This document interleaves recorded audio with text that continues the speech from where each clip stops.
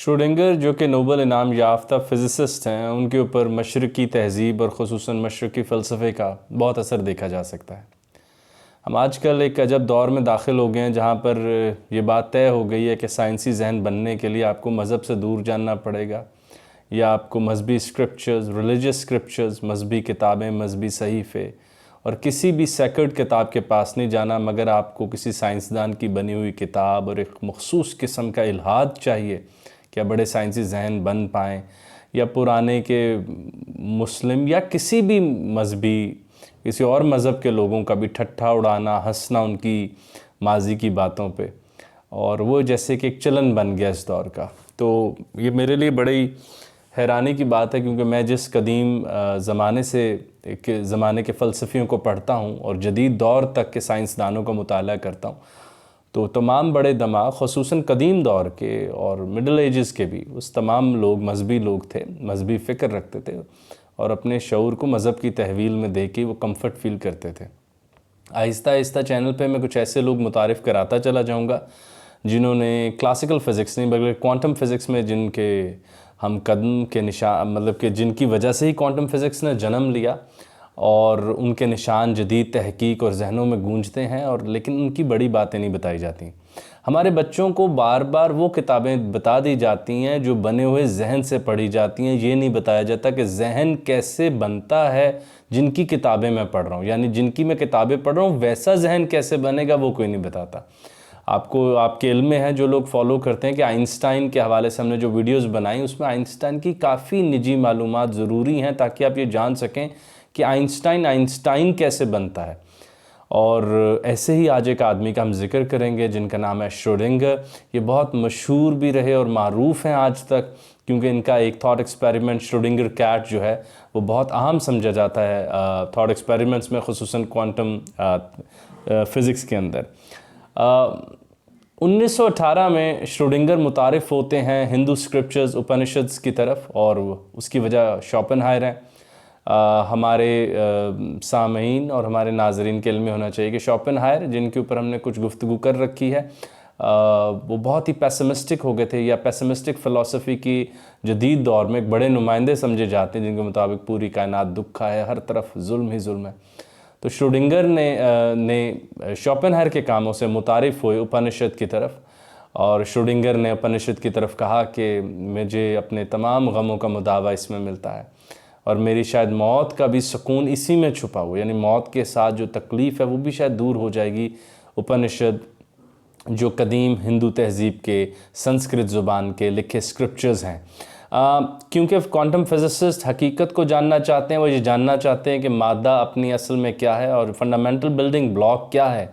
हम लाइट के ऊपर भी जानते हैं कि वो वेव पार्टिकल डुअलिटी पे है, और अब तो जैसे तय हो गया कि कायनात, मतलब कि रेने डिकार्ट ने नफ्स के साथ ये कर दिया, मादे के साथ भी थ्योरी में हो गया कि भाई वो भी दोनों तरह अवेलेबल है, या तो वो वेव है या पार्टिकल। इंसान का भी ये है कि भाई वो दो हिस्सों से बना है, एक उसका शऊरी हिस्सा है, एक उसका जिस्मानी हिस्सा है, और जैसे पूरी कायनात को डुअलिटी के स्पुर्द कर दिया गया।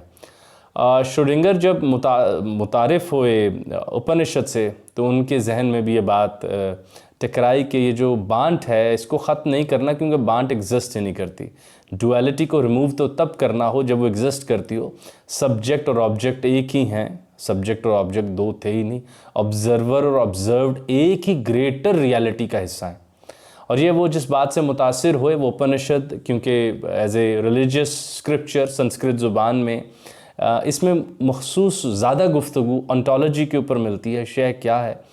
तो वहाँ वो श्रोडिंगर ने पढ़ लिया कि कायनात के दो बड़े रुख हैं, एक ब्रह्मान जो कि यूनिवर्सल सेल्फ है, और एक आत्मान जो कि इंडिविजुअल सेल्फ है। और असल जो आलमगीर ज़ात है वो ब्रह्मान नहीं है, और बाकी आत्मान बस उसमें मौजूद हैं, और असल में वही है।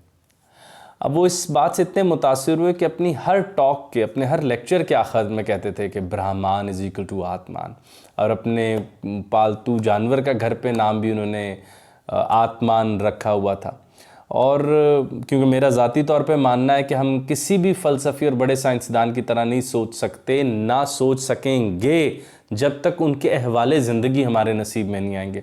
हम उनकी अक्ली और नज़रियाती बातें अपने जहनों में ठोंस ठोंस के सारा दिन फिक्रमंद रहते हैं। फ़िक्र वैसी नहीं आ रही जो न्यूटन और आइंस्टाइन या श्रोडिंगर के पास थी, क्योंकि मेरे पास वो अहवाल नहीं है जो वो फ़िक्र पैदा कर सकते हैं। तो जब उनकी मोहब्बत की कहानी भी ख़त्म हुई तो एक मशहूर आर्टिस्ट थी मे, उन्होंने ख़त में लिखा कि हमारे दरमियान जब हमें मोहब्बत हुई तो तुम्हें ये महसूस हुआ कि अब हम एक ही हैं, और अब हमारा वक्त मुकम्मल हो गया, आज से हम दो हैं। तो उन्होंने उसी तरह उस दुख का जवाब दिया जिस तरह श्रोडिंगर को समझ आएगा, जो ये मान बैठे थे कि कुल कायनात एक ही है, ऑब्ज़र्वर ऑब्ज़र्व्ड एक ही हैं, सब्जेक्ट ऑब्जेक्ट एक ही हैं। बल्कि वो ये कहा जाता है ना कि जब भी हम मुशाहिदे के दौरान किसी शय को कुल से जुदा करते हैं तो वो एक ज़िद होती है हमारी, वो हमेशा कुल का हिस्सा है और कुल का हिस्सा रहेगी। सबसे हैरानकुन बात जो श्रोडिंगर को समझ आई वो यही थी कि कॉन्शियसनेस हमेशा सिंगुलर होती है। आंखें दो, मंज़र एक, कान दो, आवाज़ एक। यानी मैं हमेशा सिंगुलर नोयत में अपनी कॉन्शियसनेस को प्रैक्टिस या एक्सपीरियंस कर रहा हूँ। ये भी बहुत ज़्यादा हैरानकुन बात है क्या किसी भी आदमी के लिए। तो श्रोडिंगर की बात से जब हम आगे चलते हैं तो उन्होंने ये बात हमारे तक लाने की कोशिश की कि ऑब्ज़र्वर ऑब्ज़र्व्ड एक है, डुअलिटी जो है उसको अब हमें हटा देना चाहिए। हमने उस ज़ोर पर जितनी तरक्की करनी थी, खा वो रेने डिकार्ट की वजह से हो या लाइट के ऊपर हमारी राय हो कि वो डुअल इन नेचर होती है, लेकिन अब हमें ईस्टर्न क्लासिकल स्क्रिप्चर्स की तरफ जाना पड़ेगा ताकि हम हकीकत को बेहतर तरीके से जान सकें। और ब्राह्मण और आत्मान का असूल इस हकीकत से उसने समझा कि उसने एक नया नज़रिया दिया फ़िज़िक्स को, जो कि आज भी काबिल इस्तेमाल है और जदीद फ़िज़िक्स उससे खूब मुतासिर है और ख़ूब फ़ायदा भी उठा रही है।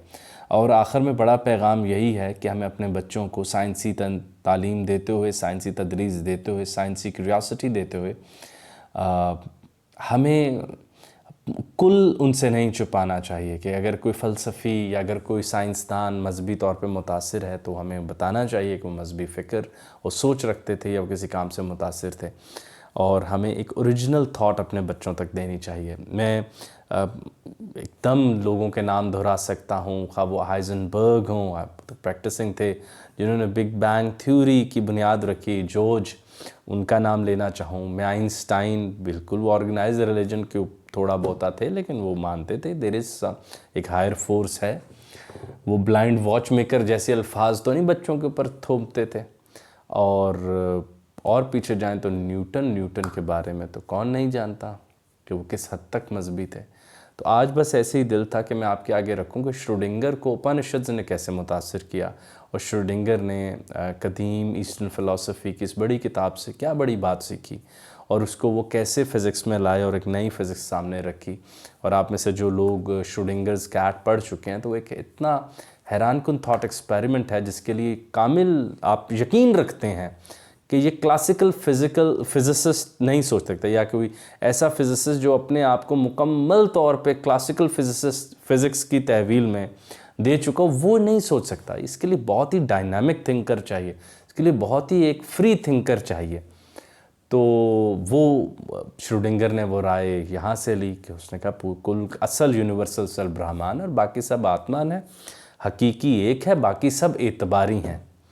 तो ब्राह्मण जो है वो हकीकी है, बाकी सब एतबारी हैं। डुअलिटी मसनूई है और मसनूई चीज़ों को हटाने के लिए ज़ोर नहीं लगाया जाता। हमने एक आर्टिफिशियल बैरियर लगाया था, वो ख़ुद से ही मिट जाएगा। जैसे जैसे इंसान हकीकत के पास जाएगा उसको यकीन हो जाएगा कि ऑब्ज़र्वर और ऑब्ज़र्व्ड एक ही हैं।